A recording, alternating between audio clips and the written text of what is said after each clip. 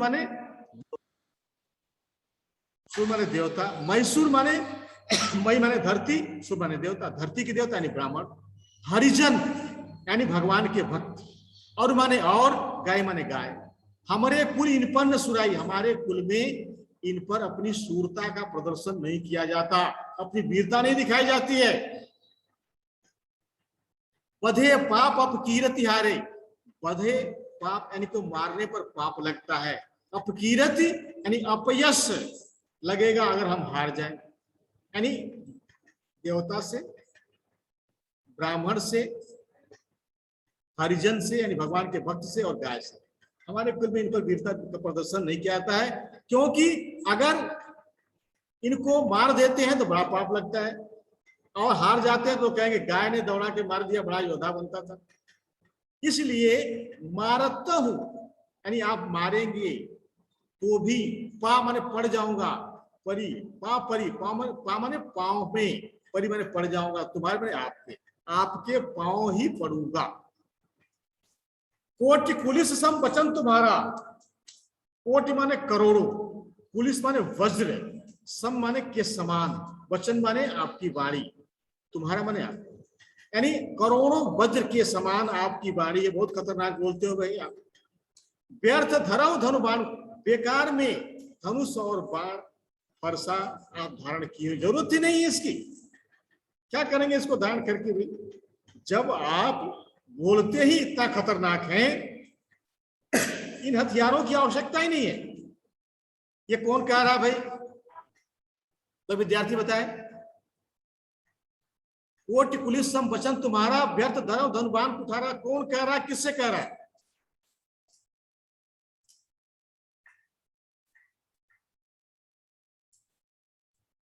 कोई बताएगा?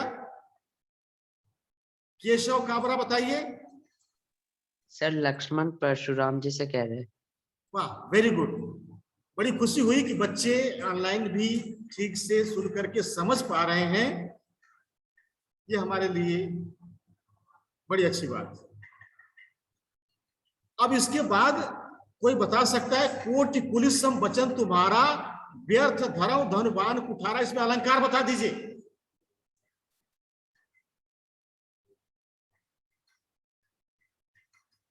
इसमें कोई विद्यार्थी अलंकार बताओ।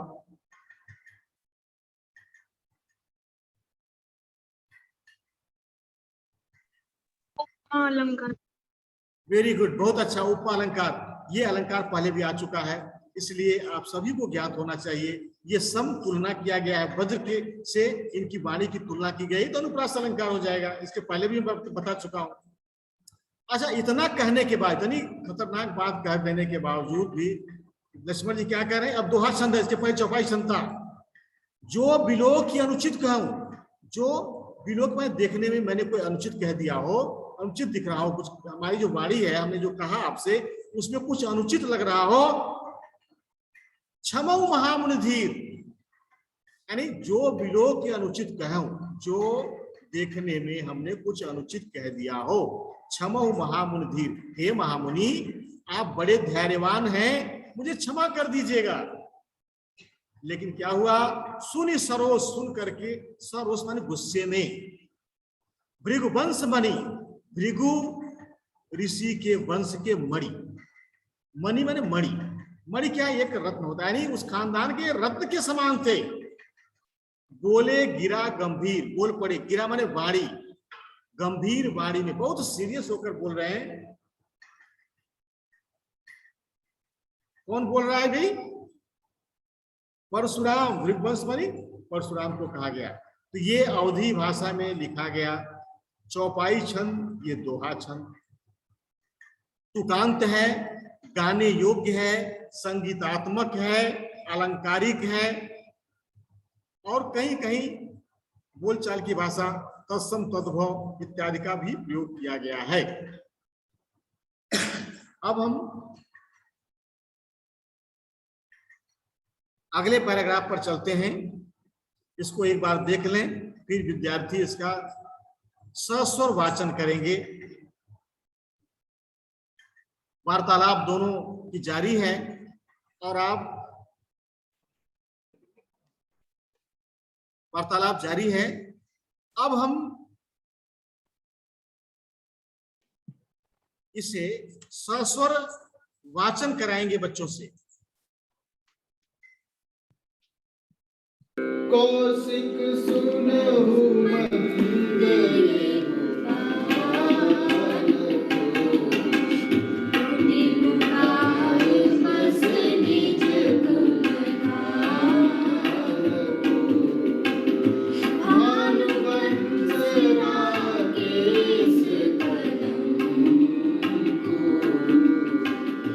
कौशिक सुनहु मंगल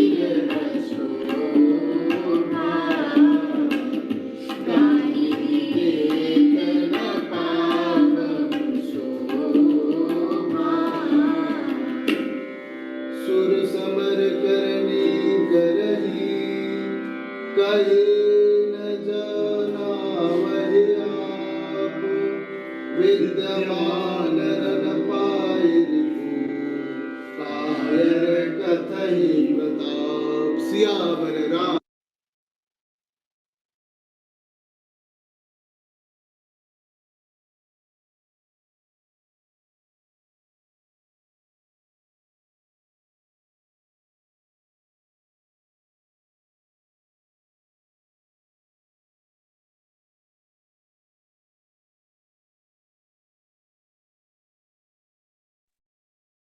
कौशिक सुनहु मंद यह बालक, ये कौशिक शब्द का इस्तेमाल याद रखना, मैं पूछूंगा बाद में।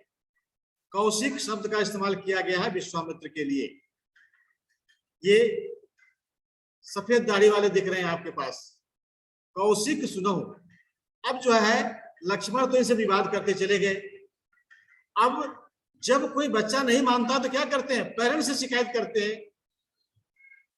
अब इनके उस समय तो पेरेंट्स कौन है, यही लेकर आए थे, विश्वामित्र ही लेके आए थे, तो इनसे शिकायत कर रहे हैं। क्या कर रहे हैं, कौशिक सुनो मंद यह बालक, हे कौशिक सुनो, यह बालक बड़े मंद बुद्धि का है, कुटिल, बहुत टेढ़ा है, काल वश यानी काल के वशीभूत हो गया है।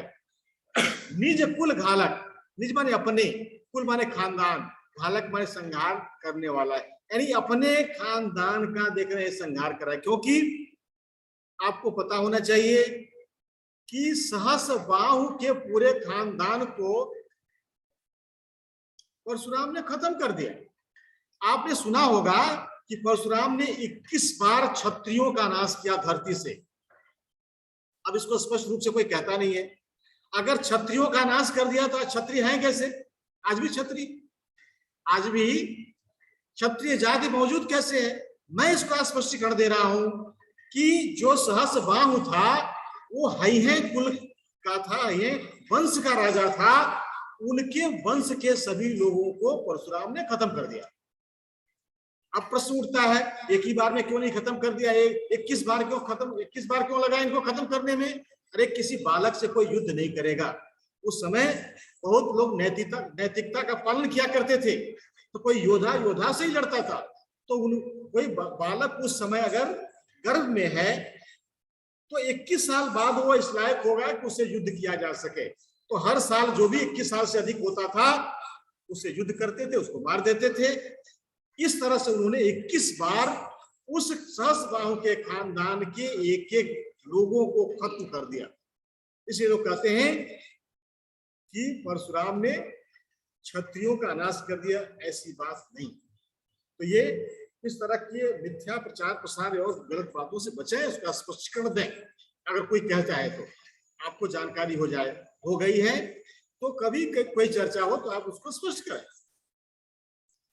तो कौशिक सुनो मंदिया बालक, कुटिल काल बस निज कुल घालक, भानुवंश राकेश कलंकु, निपट निरंकुश अबुद असंकु। भानुवंश, भानु माने कोई बताएगा? कोई विद्यार्थी बताएगा?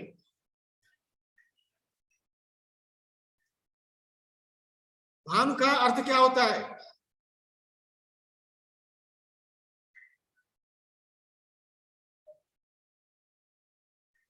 भानु सभी लोग जानते होंगे भाई, राजा नहीं। भानु का मत, भानु वंश एक राजवंश जरूर है, लेकिन केवल भानु का अर्थ क्या होगा? सूरज।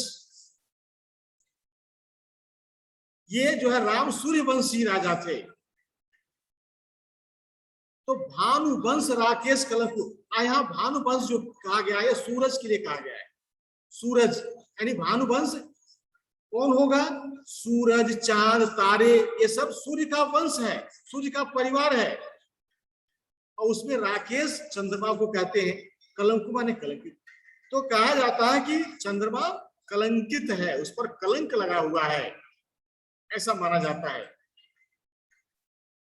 तो जिस तरह से आप जानते हैं चौथ के दिन साल में एक ऐसा दिन आता है कि चांद को लोग देखते भी नहीं है, इतने सुंदर चांद को देखते भी नहीं, क्योंकि उस दिन कहते हैं देखने से कलंक लगता है। इसके लिए चंद्रमा ने भगवान शिव की कठोर तपस्या की थी, तब जाकर के जो है उनका ये कलंक टला था। लेकिन उसमें परिवर्तित हो गया कि भाई साल में एक बार नहीं देखेगा कोई, आप अब देखेगा तो उसका कलंक लग जाएगा। तो कह रहे कि जैसे भानु वंश में सूरज में कोई कलंक नहीं है, कोई धब्बा नहीं दिखता, तारों में नहीं दिखता, लेकिन चंद्रमा में आप यहां से भी उस धब्बे को देख सकते हैं। तो कह रहे कि जैसे भानु वंश में यानी सूर्य वंश में राकेश यानी चंद्रमा कलंकित है, वैसे ये भी अपने वंश को कलंकित करेगा। कौन करेगा? लक्ष्मण। कौन कह रहा है? परशुराम। निपट बिल्कुल, निरंकुश, निरंकुश यानी जिस पर कोई अंकुश न हो, जिसको अपने ऊपर कोई नियंत्रण न हो। अबुद्ध माने बुद्धिहीन, असंकु माने जो कोई शंका न करता हो, यानी कोई भी काम करने से पहले हम उसका सकारात्मक और नकारात्मक पहलू सोचते हैं तब करते हैं, लेकिन ये तो कुछ सोचता भी नहीं, तो बुद्धिहीन है, अपने ऊपर ही इसका नियंत्रण नहीं है। काल कवल वो ही क्षण माही, ये काल कवलित होगा, क्षण माही, क्षण भर में ये मरने वाला है। कहो पुकार, मैं पुकार यानी घोषणा करके कहता हूं, होरी मोहि नहीं, मेरा दोष इसमें नहीं है। तुम हट कहूं जो चाहूं बारा, तुम हट करके, तुम इसको मना करके, हट कहूं मना करके, जो चाहूं बारा, अगर तुम चाहते हो इसे बचाना तो इसको मना करके यहां से ले जाओ कहीं, और ले जाकर के क्या करोगे? कहीं प्रताप बल रोष हमारा, उससे कहो मेरे प्रताप को, मेरे बल को और मेरे रोष माने गुस्से बता करके उसको शांत कर दो। लेकिन लक्ष्मण कहां मानने वाला? लक्ष्मण क्या कह रहे हैं? लखन कहूं मुनि सुजस तुम्हारा। लक्ष्मण का हे मुनि, आपके सुंदर यश को तुम ही अछत कौ वर्ण्य पारा। हमारे गुरु विश्वामित्र से क्यों कह रहे हैं भाई? आपसे अच्छा आपके बारे में कौन वर्णन कर पाएगा? तो आप ही कहिए ना।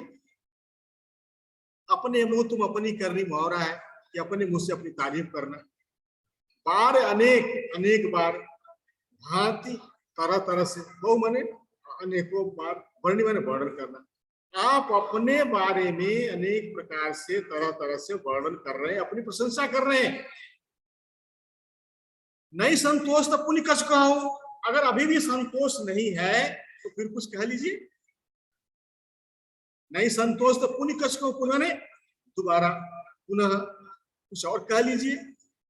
जन ऋषि यानी नहीं, ऋषि माने गुस्सा, रोक करके दूसरा दुख सहो, यानी असहनीय दुख को मत से। जब आपके मन में कोई विचार चलता रहता है, उसको कह नहीं पाते हैं, अंदर ही कुड़ते हैं, तो उसी तरह कह रहे हैं कि आपके मन में और कुछ बात हो ना तो उसको भी कह लीजिए, अंदर ही अंदर दुखी मत होइए। वीर व्रती तुम धीर अक्षोभा, आप वीरों का व्रत धारण किए हुए हैं। वेशभूषा ब्राह्मणों जैसी तो है नहीं, वीरों जैसी है। तुम धीर, तुम बड़े धैर्यवान हो।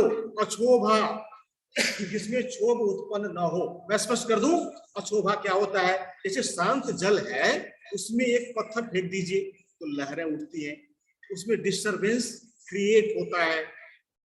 वैसे ही किसी को कोई ऐसी बात कह दीजिए जिससे दुख हो तो उसके मन में भी क्षोभ उत्पन्न होता है, वो डिस्टर्ब हो जाता है। और अक्षोभा कौन होता है? जिसमें कोई क्षोभ उत्पन्न न हो, जो डिस्टर्ब न हो, उसको अक्षोभा कहते हैं। तो कह रहे हैं वीरता का व्रत धारण किए हुए हो, तुम बड़े धैर्यवान हो और कभी क्षोभ उत्पन्न तुम्हारे अंदर नहीं होता। ये व्यंग है, जबकि छोटी सी बात से वो गुस्सा जाते थे, उल्टी बात कही गई है इनको। गाली देत न पावो शोभा, आप जब बोलते हैं ना जैसा लगता है गाली दे रहे, इससे आप शोभा नहीं प्राप्त कर पाएंगे, यानी आप सम्मान प्राप्त नहीं कर पाएंगे। गाली देना आपको सुशोभित नहीं होता, शोभा नहीं देता, इसलिए आप ऐसी वाणी मत बोला करिए। ये चौपाई छंद था। और दोहा छंद में सूर समर करनी करई, सूर माने योद्धा, शूर शब्द है। समर माने युद्ध, करनी माने करना, करही कहीं न जनावा हुआ आप, यानी युद्ध भूमि में जो योद्धा होता है अपना काम करता है। योद्धा का काम युद्ध करना। वो कह करके नहीं बताता है कि हम योद्धा हैं, करके बताता है। विद्यमान रन पाई रिप कायर कथई प्रताप। विद्यमान माने मौजूद, उपस्थित, रन माने युद्ध में, पाई माने पाकर, रिप माने शत्रु को, कायर कथई प्रताप, कायर ही अपने प्रताप का वर्णन करता है। जो योद्धा होता है वो तो अपनी वीरता का प्रदर्शन करता है। अब इसमें जो है एक चीज देखा आपने, एक योद्धा की विशेषता बताया है। किसने बताया? लक्ष्मण जी ने बताया। ये प्रश्न हो सकता है, सीबीएसई में भी पूछा सक भाई एक योद्धा की क्या विशेषता है और ये विशेषता किसने बताई है। तो इस प्रकार इसमें कोई प्रश्न कोई पूछना चाहता है तो आप पूछ सकते हैं, नहीं तो मैं आगे बढ़ता हूं।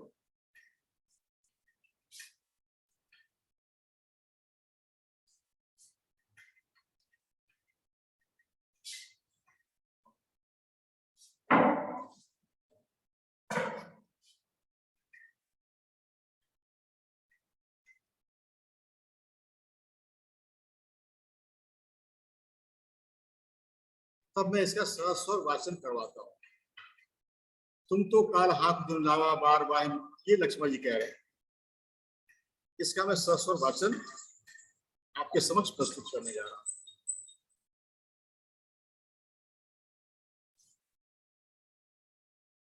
तो काल हाथ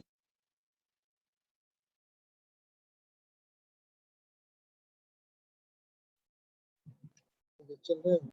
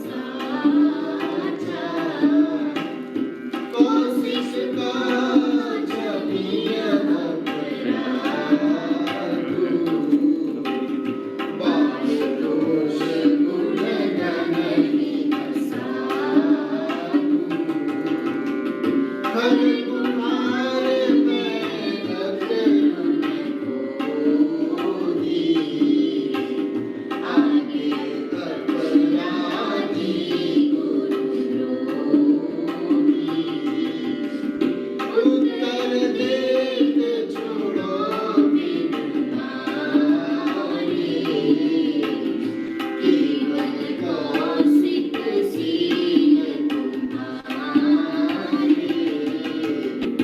यह करे काट टुटोरे,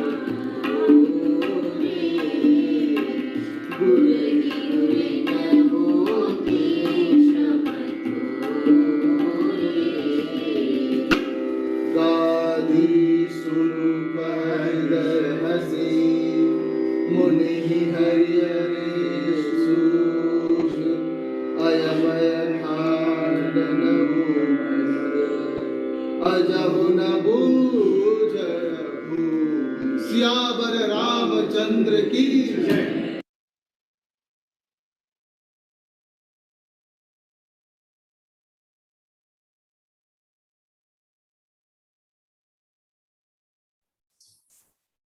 अब यहाँ पर जो है, अभी आपने सस्वर वाचन बच्चों का सुना, बहुत बड़ी अच्छे से वाचन कर रहे हैं बच्चे। तो लक्ष्मण कह रहे हैं तुम तो काल हाकु जनु लावा। अब कोई विद्यार्थी मुझे इसमें अलंकार बता दो, कोई विद्यार्थी इसमें अलंकार बताए। तुम तो काल हाकु जनु लावा,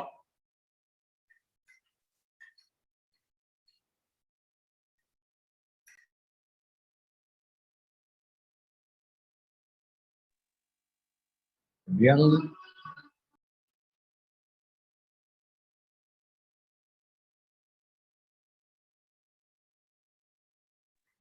अरे बताइए भाई, तुम तो काल हाकु जनु लावा में अलंकार उपमा, कौन सा अलंकार? आवाज नहीं आई बेटा। सर उपमा अलंकार, कौन सा अलंकार? उपमा। देखिए मैं बता दूं, स्पष्ट कर दूं, आप भूलेंगे नहीं। जब उपमेय में उपमान की कल्पना या संभावना व्यक्त की जाती है, हकीकत में नहीं होता, केवल कल्पना और संभावना होती है, तो वहां उत्प्रेक्षा रहता है। उसकी पहचान है होती है जनु, जानो, मनु, मानो। इसमें क्या होता है, जैसे यहाँ कहा गया तुम तो काल हाक जनु लावा, ऐसा लगता है कि आप तो काल को हाक करके यहाँ लाए हुए हैं। रियल में नहीं लाए, वास्तव में नहीं लाए, लेकिन ऐसा हो लग रहा है, कल्पना की गई है।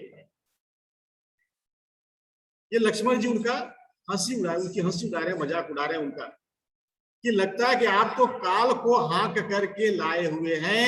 बार बार मोहिना के बुलावा, बार बार मेरे लिए बुला लेते हैं, जैसे आपने कोई पालतू जानवर पाल रखा हो और हमारे ऊपर कहते छू दौड़ जाए हमारे ऊपर। सुनत लखन के वचन कठोर, इतना कठोर वचन सुन करके परसु सुधारी धरहु कर घोरा। परसु यानी फरसे को उन्होंने सुधार लिया, संभाल लिया। धरहु माने धारण कर लिया, घोरा माने भयंकर। उस भयंकर अब बर्दाश्त नहीं हुआ, लक्ष्मण की बात उनको बर्दाश्त नहीं हुई और उन्होंने फरसे को हाथ में, भयंकर फरसे को, अपने भयंकर फरसे को हाथ में धारण कर लिया। देखने ने उठा लिए, बड़ी स्थिति खराब हो चुकी भाई। और क्या कहते हैं, अब जन दे ही दोष मोहि लोगू, अब आप लोग मुझे दोष मत देना। कटुवादी बालक बध योगु, ये कटुवादी यानी कड़वा बोलने वाला बालक पद के योग्य है, पद के योग्य है। बाल बिलो की बहुत मैं बाचा, यानी बच्चा समझ करके, बच्चा समझ करके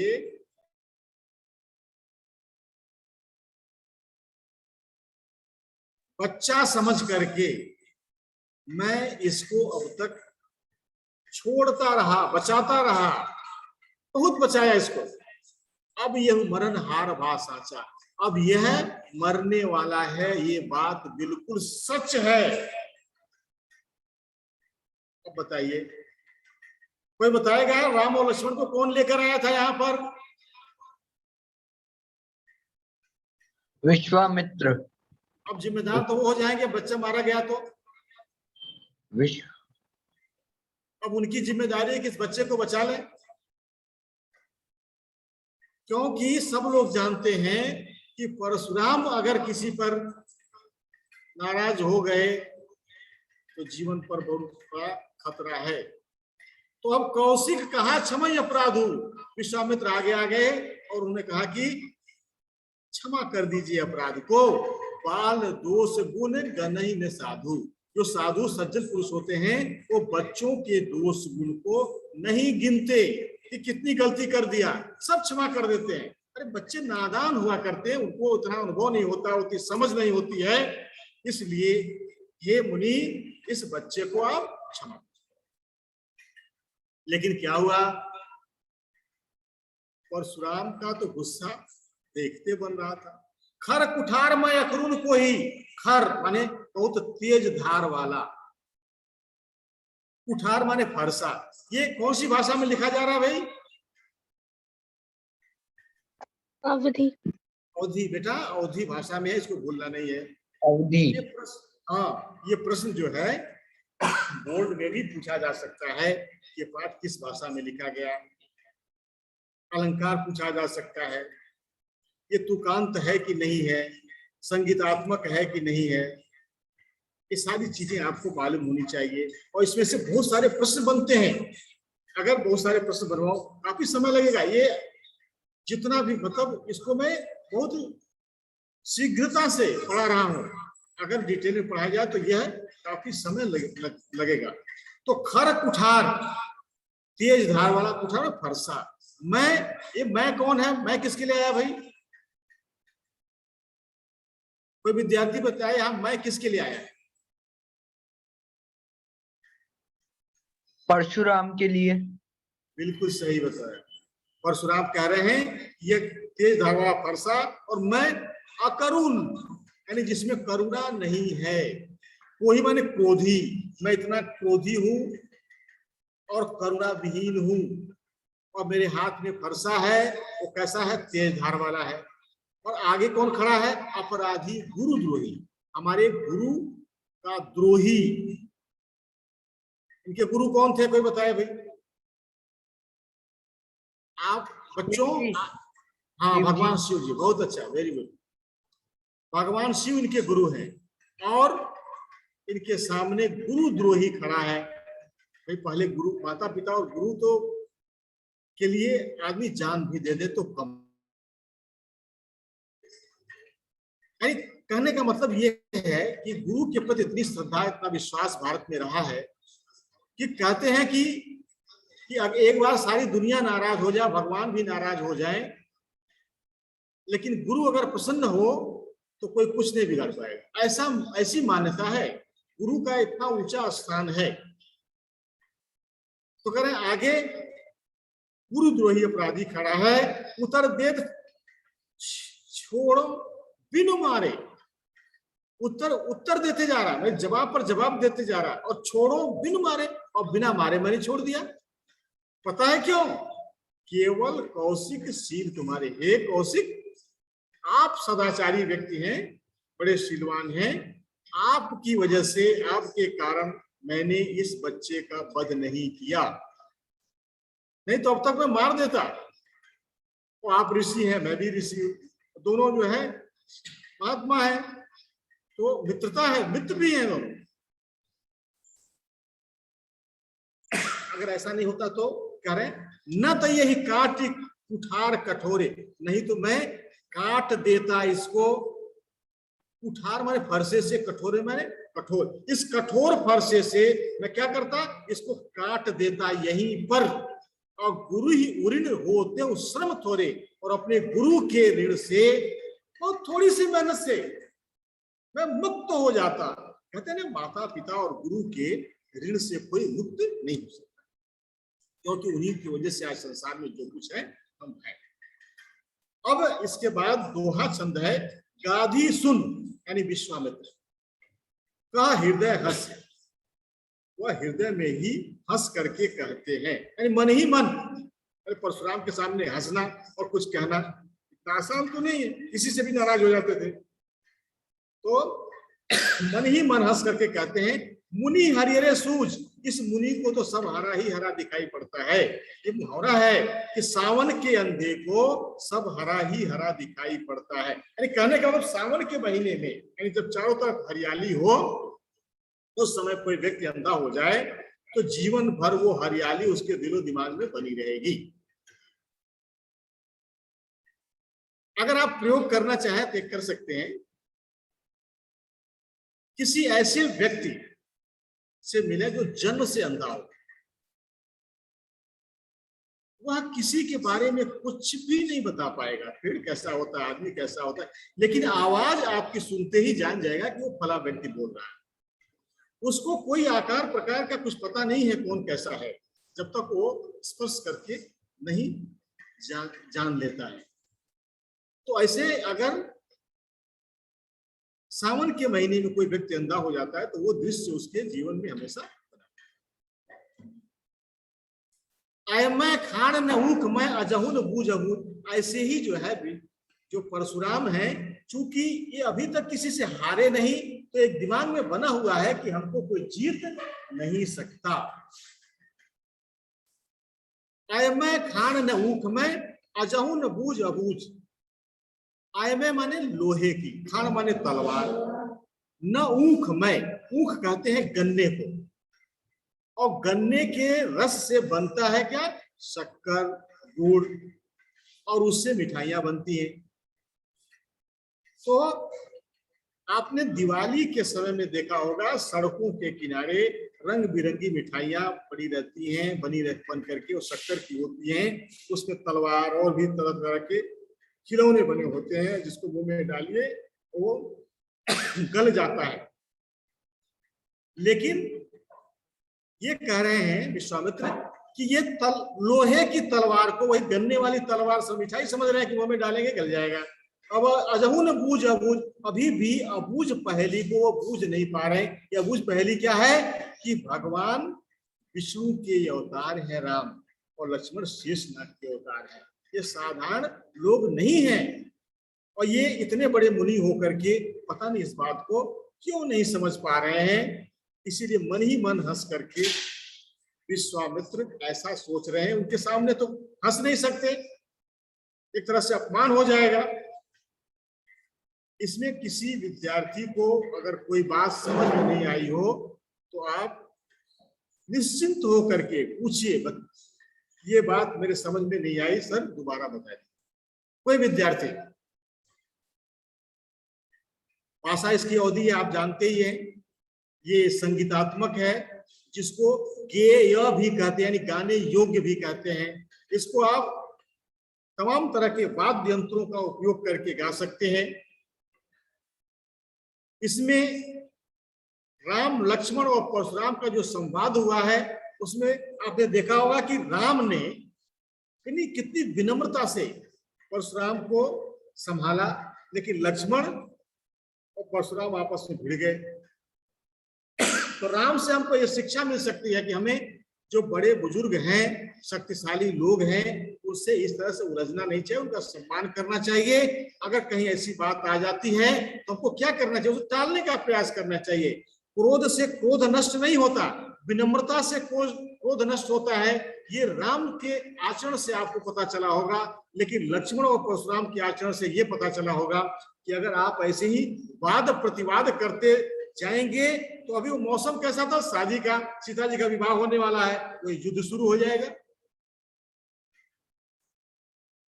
सारा मामला बिगड़ जाएगा। तो हमको इससे शिक्षा मिलती है कि भाई हम वाद प्रतिवाद न करके आराम से बातचीत करके किसी को सुलझा सकते हैं। लड़ाई नहीं करना चाहिए, और एक दूसरे को व्यंग करते रहेंगे तो लड़ाई निश्चित रूप से हो जाएगी। चलिए आगे हम बढ़ते हैं। इसके बाद जो पैराग्राफ है,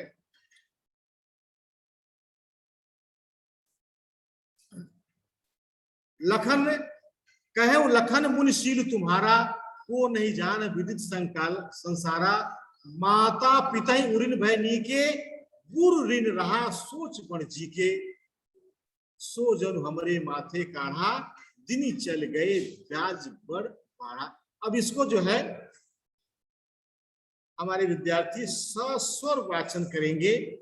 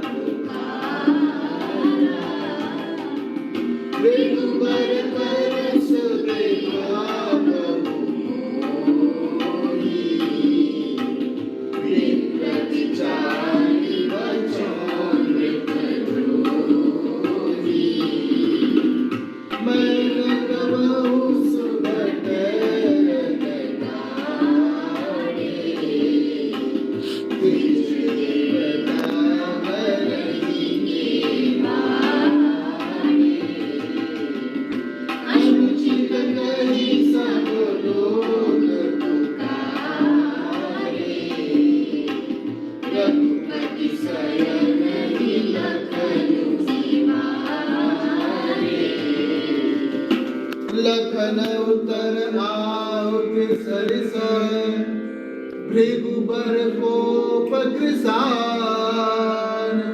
बढ़त देखी जल सब बचन, बोले रघुकुल मार। सियावर रामचंद्र की जय।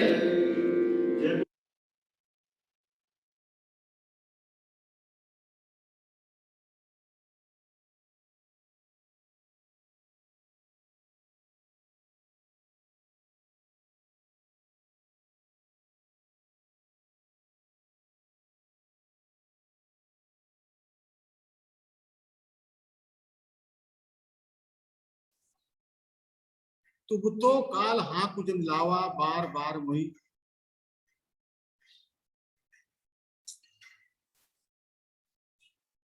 तो हो चुका है। लखन ने कहूं मुनिशील तुम्हारा। लक्ष्मण जी कहते हैं हे मुनि, आपका शील, आपका सदाचार, आपका आचरण कौन नहीं जानता है दुनिया में। विदित माने जानता है, संसार पूरा संसार, पूरा विश्व आपके आचरण को पूरा संसार जानता है। मातु पिता ही उरिन भय नीके, माता पिता के ऋण से तो आप मुक्त हो गए, बड़े अच्छे से मुक्त हो गए। अब इसमें अंतर कथाएं हैं, थोड़ा सा संक्षेप में मैं बता दे रहा हूं। एक घर में आप जानते हैं विवाद होता ही रहता है, कोई गुस्से में कह दिया जान से मार दो, मार देंगे क्या? नहीं मार देते। माता जी से ये यानी परशुराम जी अपने पिता के परम भक्त थे। पिताजी की किसी भी बात को पूछते भी नहीं थे, क्यों कैसे, कुछ नहीं। अगर पिताजी कुछ भी कह देते हैं तो उसका तुरंत पालन करते थे। एक बार माताजी, ये जो इनकी माता से इनके पिताजी नाराज हो गए और उसमें परशुराम से बोले जान से मार दो इसको, तो परशुराम ने उनकी गर्दन ही उड़ा दी अपने फरसे से। और उसके बाद इनके पिताजी को बड़ा आश्चर्य हुआ, इस तरह से इतना बड़ा पितृभक्त है कि अपनी मां की गर्दन को जान से मार दिया। तो पितृभक्ति से प्रसन्न होकर के इनके पिताजी इनके पिताजी का नाम बताया था मैंने, कोई बताएगा परशुराम के पिताजी का नाम? मैं बता चुका हूं इसके पहले। आत्माराम दुबे। ये तो बेटा आत्माराम दुबे। ये तो तुलसीदास के पिताजी का नाम था। परशुराम के पिताजी का नाम था जमदग्नि, जमदग्नि ऋषि। तो जमदग्नि ऋषि ने परशुराम से कह दिया कि माता अपनी मां को जान से मार दो, मार दिया उन्होंने। इस घटना के बाद उनके पिताजी इनकी पितृ भक्ति से इतने प्रसन्न हुए कि कहा कि तुम कोई वरदान मांग लो मुझसे। तो उन्होंने कहा कि आप इतने प्रसन्न हैं तो हमारी मां को जीवित कर दीजिए। उन्होंने जिंदा कर दिया। उनमें तपोबल हुआ करता था। ऋषि मुनि वास्तव में वो साइंटिस्ट, बहुत बड़े बड़े वैज्ञानिक हुआ करते थे, कुछ भी कर सकते थे। तो इस तरह से इस पर व्यंग किया लक्ष्मण ने कि माता की तो गर्दन उड़ा करके उनसे उल्ट हो गए। और पिताजी का क्या हुआ? ये सहस्रबाहु जो था ना, एक बार इनके पिताजी के आश्रम में ठहर गया और पिताजी घर पर थे तो भाई अतिथि देवो भव अपने यहाँ की परंपरा है। तो उन्होंने अतिथि का स्वागत किया, इतना जोरदार स्वागत किया, इस तरह से खिलाया पिलाया कि वो घर जाने के बाद सोचने लग गया, यार ये मामूली सा ब्राह्मण कुटिया में रहने वाला, हमारी इतनी सेवा, हमारी इतनी सेना थी, सबको जो है उचित प्रकार से खाना पीना सब कुछ व्यवस्था, ये कहां से कर दिया? जासूसों को भेज के पता लगाया तो पता लगा कि इनके पास एक गाय है। उस गाय का नाम कामधेनु, यानी एक सिद्धि टाइप की होती थी, सिद्ध गाय हुआ करती थी।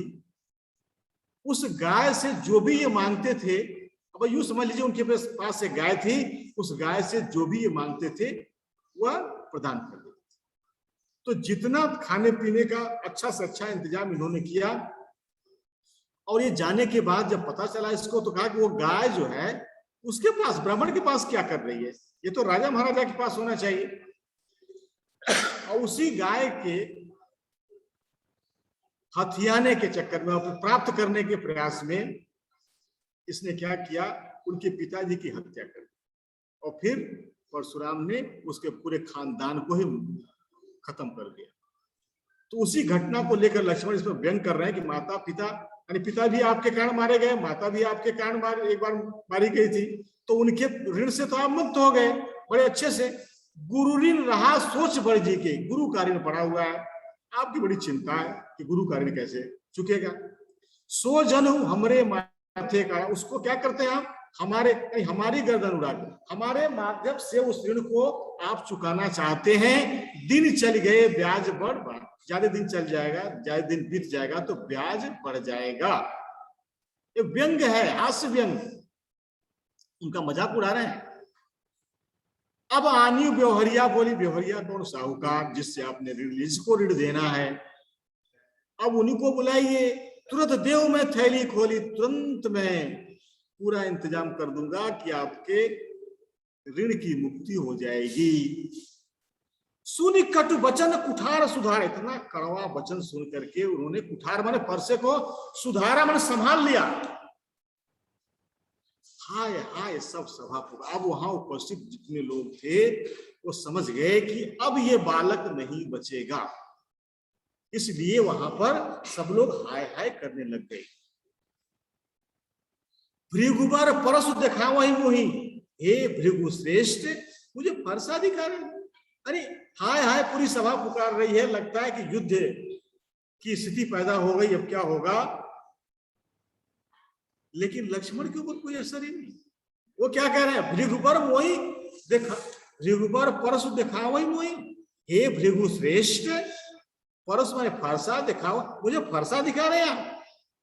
अरे विप्र विचारी बचो नृप दोही, इसके पहले लक्ष्मण ने, परशुराम ने कहा था बच्चा समझ के छोड़ दिया। अब ये क्या कर रहे हैं? विप्र माने ब्राह्मण समझ के छोड़ दिया। विप्र विचारी, उन्होंने कहा था बालक समझ करके मैंने छोड़ा था, ये क्या कह रहे हैं? मैं ब्राह्मण समझ करके, बचो नृप द्रोही, मैंने आपको छोड़ दिया, मैंने बचा लिया आपको। हे नृप माने राजा, द्रोही माने द्रोह कर, हे राजद्रोही, आप ब्राह्मण हैं इसलिए आप बचे थे अभी तक। मिले हूं मिले न कबहू सुभट रन गाढ़े, कभी भी आपको सुभट माने अच्छे योद्धा, रन माने युद्ध भूमि में कोई मिला ही नहीं आपसे, अच्छे योद्धा से कभी मुलाकात ही नहीं हुई।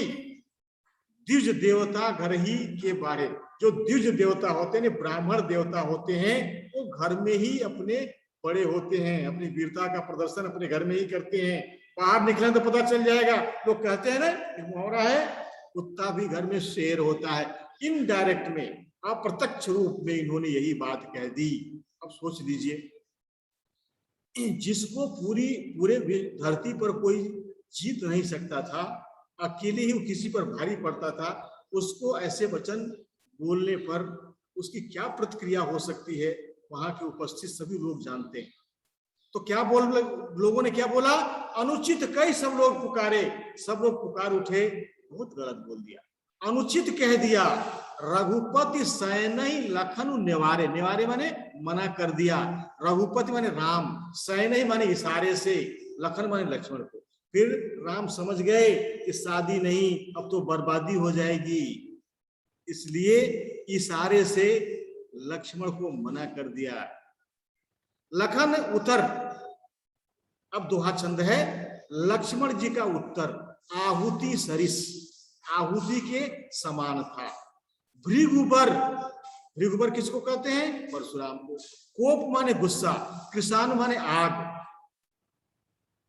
ये दोहा छंद है। बढ़त देख जल सम वचन, बोले रघुकुल भान। ध्यान से सुनेंगे, मैं पूछूंगा इसके बाद। अरे लक्ष्मण जी का उत्तर कैसे था, आहुति के समान था। जैसे आपने देखा होगा, आपके घर में कभी हवन होता होगा, पंडित जी आते हैं और मंत्र पढ़ते, ओम भूर्भुवः स्वः तत्सवितुर्वरेण्यं भर्गो देवस्य धीमहि धियो यो नः प्रचोदयात् स्वाहा। ये आहुति है। स्वाहा कह करके जो हमारे हाथ में तमाम तरह के जड़ी बूटियां या पंचमेवा होता है, अग्नि में डालते हैं, उसको आहुति कहते हैं। तो उस आहुति को पा करके, उसमें घृत भी होता है, गुड़ भी होता है, बहुत सारी चीजें होती हैं। तो आहुति क्या करती है, उस आग को और अधिक प्रज्वलित कर देती है। तो यहां भी लक्ष्मण जी का उत्तर क्या है, आहुति के सरिस माने समान। यानी कहने का मतलब यह है कि लक्ष्मण जी जो कुछ भी जवाब दे रहे हैं, उत्तर दे रहे हैं, इससे परशुराम का जो क्रोध है वो और बढ़ता चला जा रहा है, अग्नि की भांति। तो लखन उतर आहुति सरिस में कोई विद्यार्थी बताए अलंकार कौन सा होगा। लखन उतर आहुति सरिस,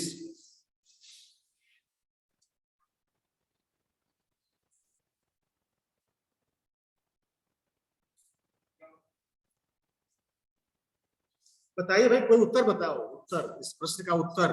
लक्ष्मण जी का उत्तर जो है आहुति के समान था, इसमें अलंकार कौन सा है, कोई विद्यार्थी बताए।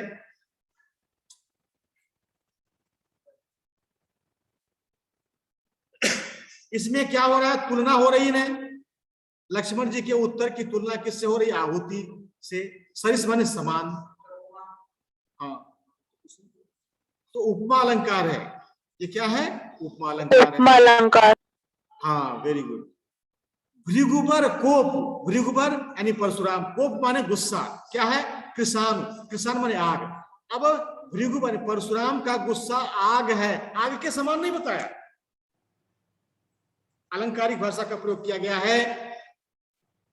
यहां रूपक अलंकार होगा, यानी आग में और परशुराम के गुस्से में कोई अंतर नहीं है, वही है, कोई समानता नहीं की गई, मतलब तुलना नहीं की गई है, बल्कि बता दिया गया कि उनका गुस्सा क्या है, आग ही है, आग है। बढ़त देख जल सम वचन, बढ़ते हुए देख करके जल के समान वचन, बोले रघुकुल भान। बढ़ते हुए देख करके, किसको बढ़ते हुए, आग को बढ़ते हुए, यानी परशुराम के, ये प्रतीकात्मक है। परशुराम के गुस्से को देख करके, उसको बढ़ते हुए देखकर, जल सम वचन, जब आहुति डालते समय कभी कभी अग्नि तेज हो जाती है, प्रज्वलित हो जाती है बहुत तेज, तो आसपास बैठे लोगों को तकलीफ होती है, परेशानी होती है, तो पंडित जी क्या करते हैं, थोड़ा सा जल लेकर के उस पर छींटा मार देते हैं, अग्नि शांत हो जाती है। तो अब राम आगे बढ़कर के क्या कर रहे हैं, जल के समान वचन बोल करके उनके गुस्से को शांत कर रहे हैं। रघुकुल भान यानी रघुकुल के सूर्य यानी भगवान राम आगे बढ़ करके मृदुल वचन बोल करके उनके गुस्से को शांत कर दिए। इसके बाद क्या हुआ होगा, अपनी कल्पना से कोई बताएगा, कोई विद्यार्थी बता सकता है? ये पैराग्राफ 6 पैराग्राफ दिया था, ये समाप्त हो गया। अब कोई बता सकता है कि इसके बाद क्या हुआ होगा?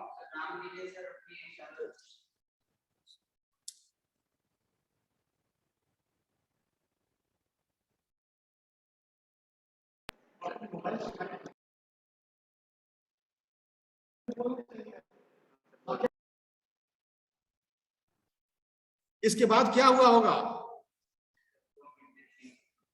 गुस्सा उनका शांत होने के बाद हुआ क्या, परशुराम को कुछ संदेह हो गया, कहीं ऐसा तो नहीं विष्णु का अवतार हो गया। ये क्या रियल में क्या हुआ, वास्तव में क्या हुआ, मैं बता दे रहा हूं। तो उनको संदेह हो गया, फिर अपने धनुष को उन्होंने राम को दिया और कहा कि इस पर प्रत्यंचा चढ़ा दीजिए, जिससे मेरी शंका का समाधान हो जाए, मैं समझ सकूं कि आप हैं कौन। तो उन्होंने चढ़ा दिया उस पर प्रत्यंचा आराम से। सब ये समझ गए कि यही भगवान राम है, विष्णु का अवतार हो चुका है। और वहां पर इन्होंने आशीर्वाद दे करके वधु को वहां से विदा हो लिए और बड़े खुशी राजी के साथ राम और सीता जी का विवाह हुआ। अब इस पूरे जितना घटनाक्रम हुआ है, इसको मैं अब विद्यार्थियों से अनुरोध करूंगा कि वो इसको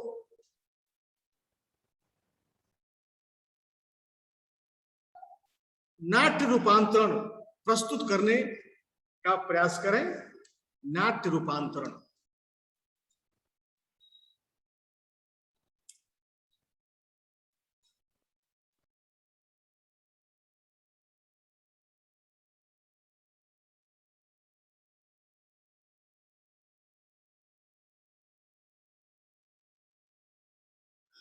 नाथ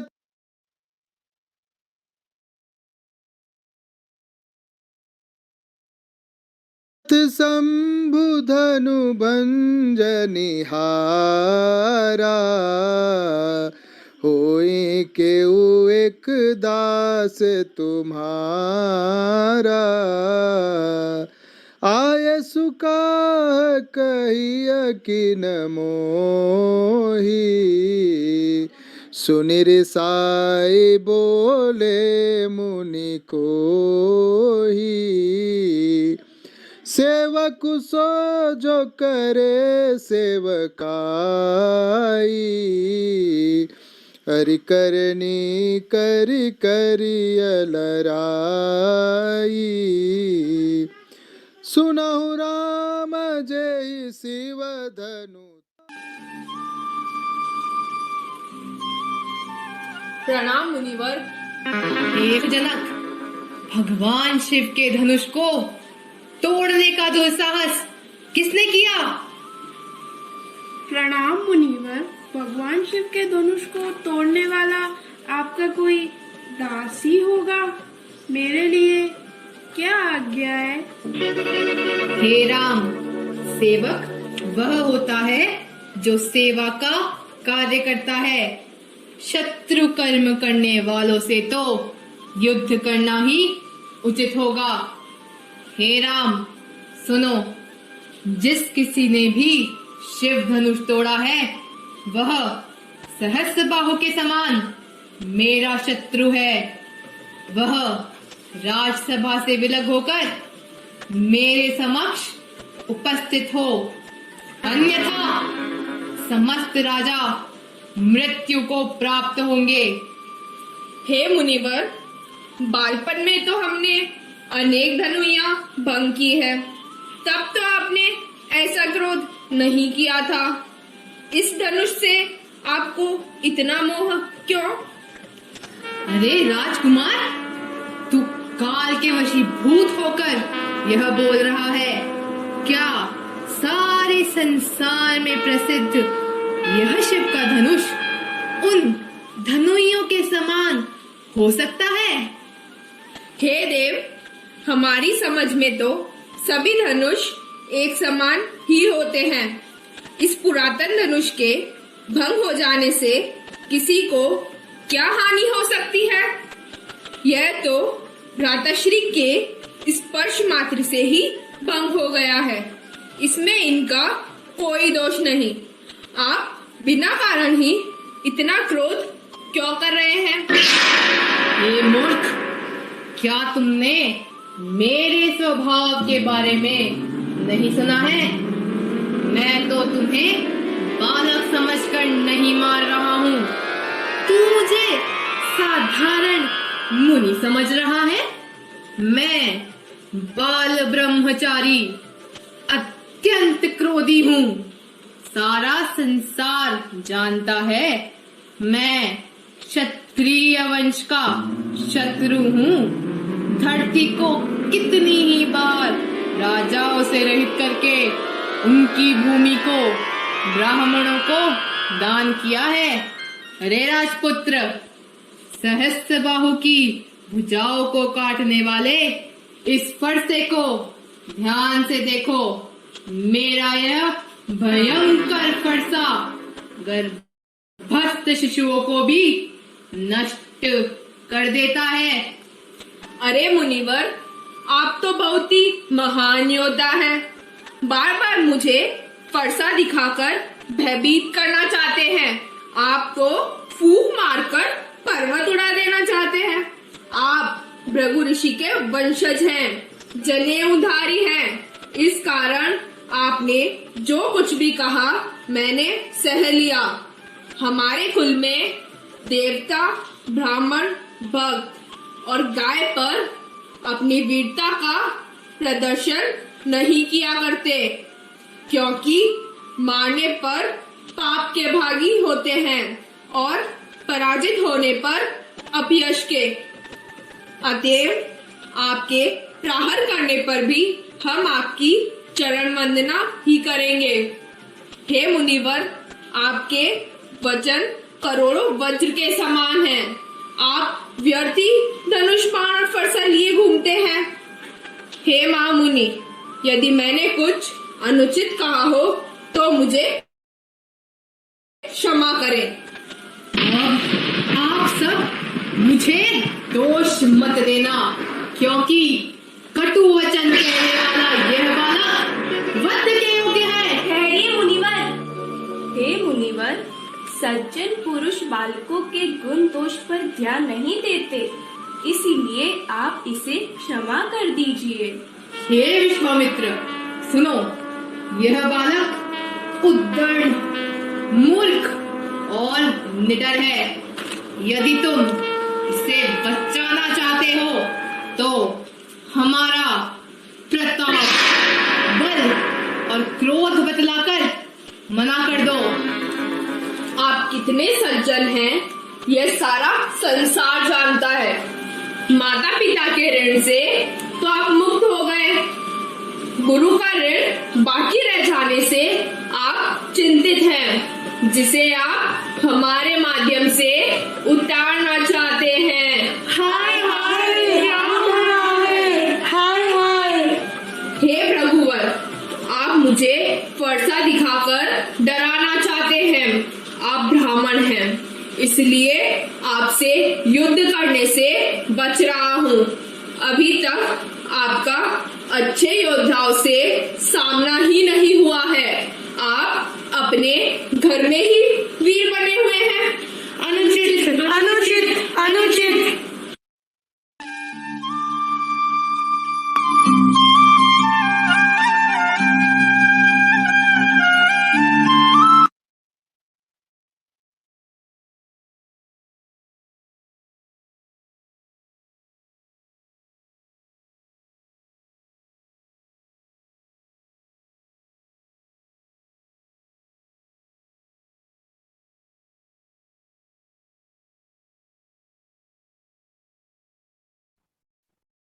अभी कार्यक्रम समाप्त नहीं हुआ है। कोई विद्यार्थी लीव नहीं करेंगे।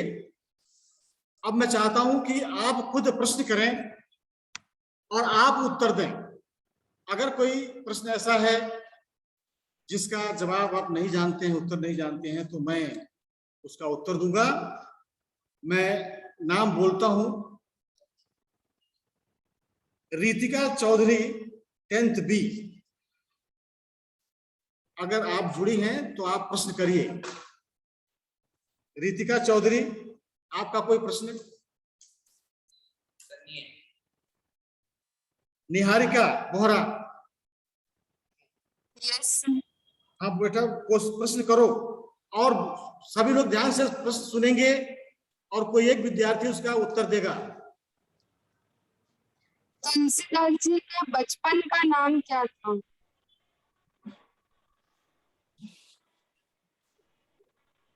इनका प्रश्न है तुलसीदास के बचपन का क्या नाम था? सर मैं बताऊं, वैभव शर्मा। सर वंशिका। हाँ बताइए। सर राम भोला। राम बोला।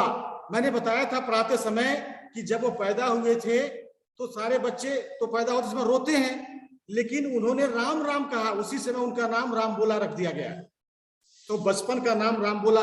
बहुत अच्छा बेटा, ऐसे ही जो है जब पढ़ाया जाए ना, उसी समय आपको प्रश्न नोट कर लेना चाहिए कि हम ये प्रश्न पूछेंगे, और हमको इससे ये भी पता चलेगा कि बाकी विद्यार्थी इसको ध्यान से सुन रहे थे कि नहीं सुन रहे थे, तभी इसका फायदा है। अब निधि चौधरी, आप अपना प्रश्न रखें। नहीं है तो वंशिका शायद अपना प्रश्न रख सकती हैं। Yes sir. राम के आचरण से हम क्या सीख सकते हैं?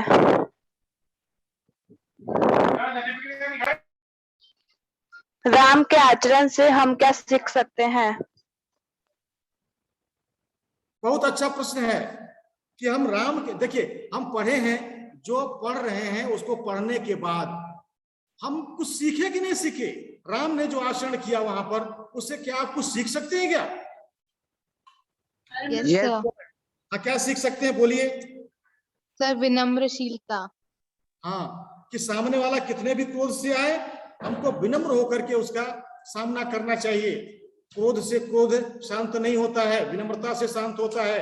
आग से आग नहीं बुझती है, पानी डालना पड़ता है। इसके बाद सक्षम, सक्षम है क्या? देखो तो आप बेटा प्रश्न करो, कोई प्रश्न करो।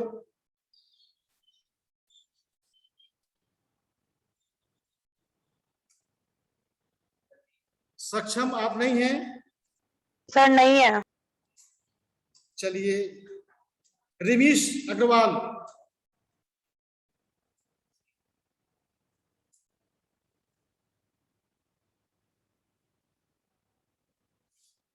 प्रियांश भारद्वाज।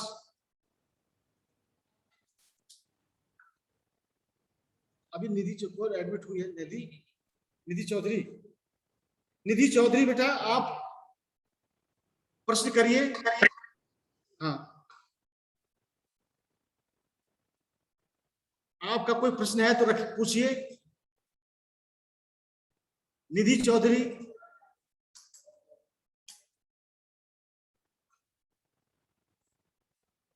आप प्रश्न करेंगे तभी हमको पता चलेगा कि वास्तव में इस क्लास में रह करके आपने कुछ सीखा, जाना।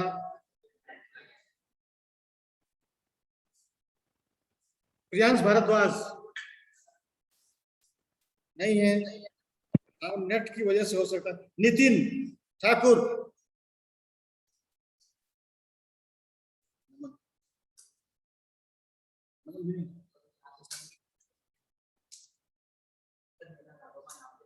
पूजन पटेल, पूजन पटेल, राघव,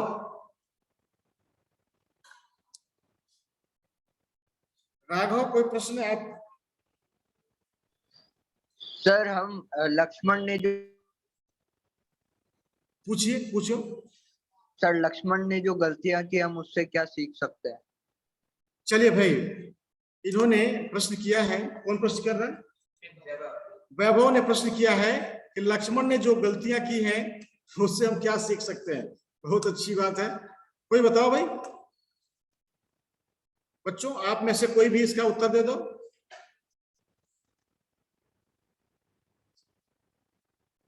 लक्ष्मण से भी कुछ सीखा जा सकता है क्या?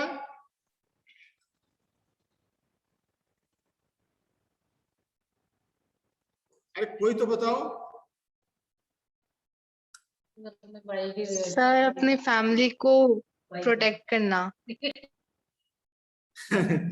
हाँ, इनका कहना यह है कि अपने जैसे राम के खिलाफ वो बोल रहे थे तो ये इनको बर्दाश्त नहीं हुआ और राम की तरफ से आकर के, राम चूंकि विनम्र थे, वो आकर के खड़े हो गए।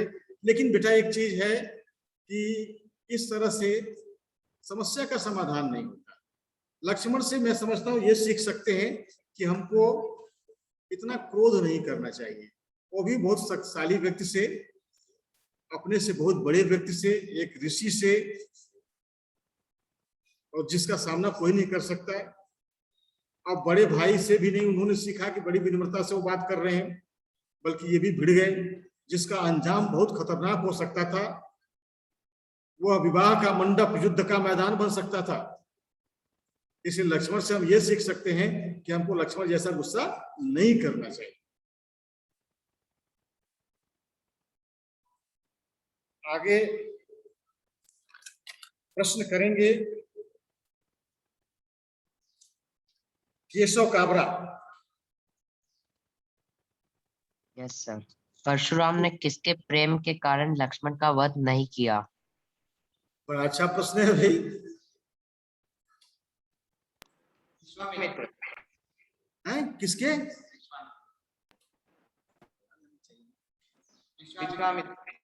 हाँ बिल्कुल सही कहा, विश्वामित्र से वो बहुत प्रेम करते थे, ऋषि थे दोनों, पढ़ाते समय ने बताया भी था।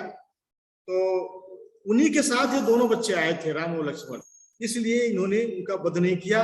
अगर बाकी किसी राजा में से, जो राजा बैठे थे ना, राज समाज बैठा था, उसमें से अगर किसी ने ऐसी गलती की होती तो परशुराम से बच पाना उसके बस की बात नहीं। बहुत अच्छा, बड़ा अच्छा लगा कि कम से कम बच्चे सुने हैं ध्यान से। और प्रश्न इसके बाद कोमल माली, अभी जाइएगा ना, अभी क्विज होगा और ये बहुत उच्च स्तर का होगा।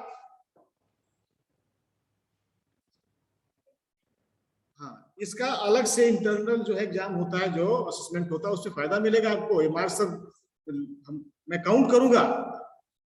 कोमल वाली है, पूछिए बेटा, कोमल है क्या?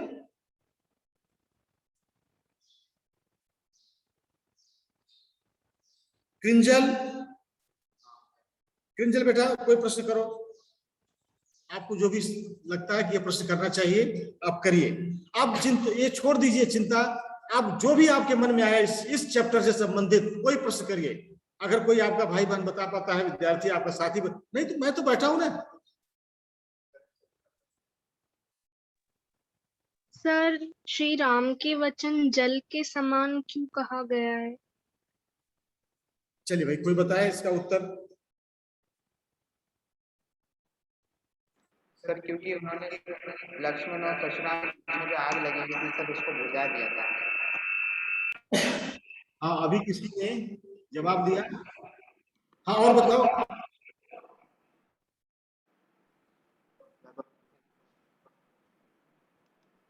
वैभव ने अभी बताया। आप में से और कोई प्रश्न और कोई इसका जवाब देना चाहता है तो और दे सकता है। और भी सर कोई?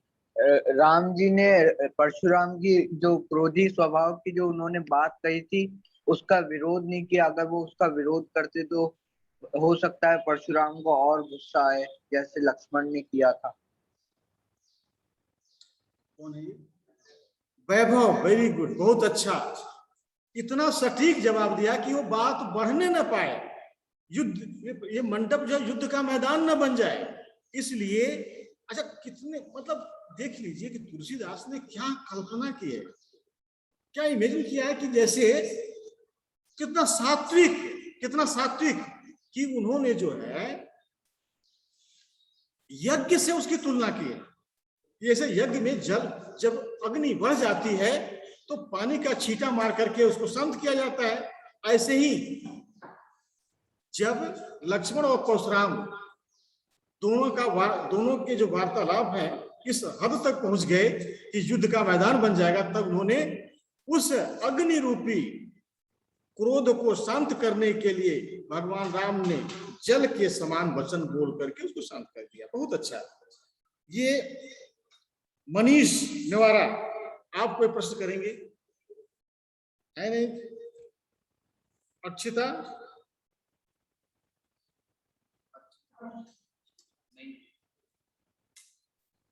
नीलेश? बहुत सारे बच्चों को नेटवर्क की प्रॉब्लम चल रही है। नीलेश? सर परशुराम गोस्वामी जी थे। कौन? सर परशुराम। हाँ बोलिए, प्रश्न बोलिए। सर परशुराम गोस्वामी नहीं थे? परशुराम गोस्वामी जी थे, हैं? हाँ, यहाँ पर वो, हाँ देखिए यहाँ पर गोसाई शब्द आया। गोसाई का मतलब गोस्वामी ही होता है, तो उनकी प्रशंसा के लिए, उनके आदर के लिए गोसाई शब्द का प्रयोग किया गया है। और लेकिन ये है कि गुस्से पर वो काबू नहीं रख पाते थे, गुस्से पर काबू नहीं रख पाते थे। और जब भी कोई ऐसी बात आती थी, वो बहुत सारे लोगों का संहार किए हैं, बहुत सारे लोगों को मारा, ब्राह्मण होकर के भी। ब्राह्मणों को उस समय हथियार सिखाने का आदेश था, चलाने का नहीं। लेकिन उन्होंने उस ब्राह्मण जो था, उनके जो असूल थे, जो नियम थे, जो कानून थे, उसको तोड़ दिया था। इसीलिए परशुराम की पूजा नहीं होती, ब्राह्मणों ने उनको तिरस्कृत कर दिया, वरना भगवान की तरह पूजे जाते हैं। तो ब्राह्मण समाज ने ही उनको हटा दिया कि ये पूजनीय नहीं है, क्योंकि उन्होंने हथियार उठा लिया। ब्राह्मण को हथियार उठाने का अधिकार नहीं। और कोई विद्यार्थी प्रश्न करो भाई।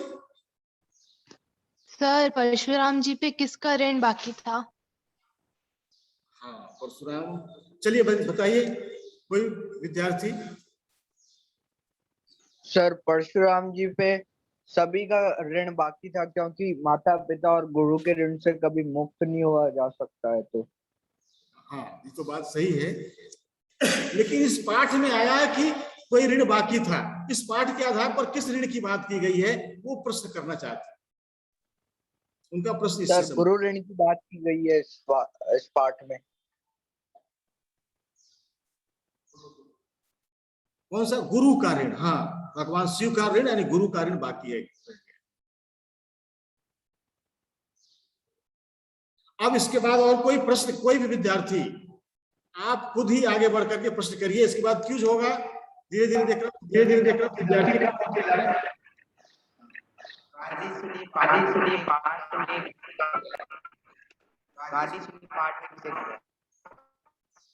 गाधी शुद्ध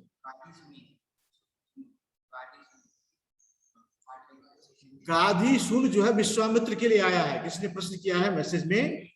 तो गाधी सुन जो है विश्वामित्र के लिए आया है। अब क्विज हम शुरू करने जा रहे हैं। ये लिंक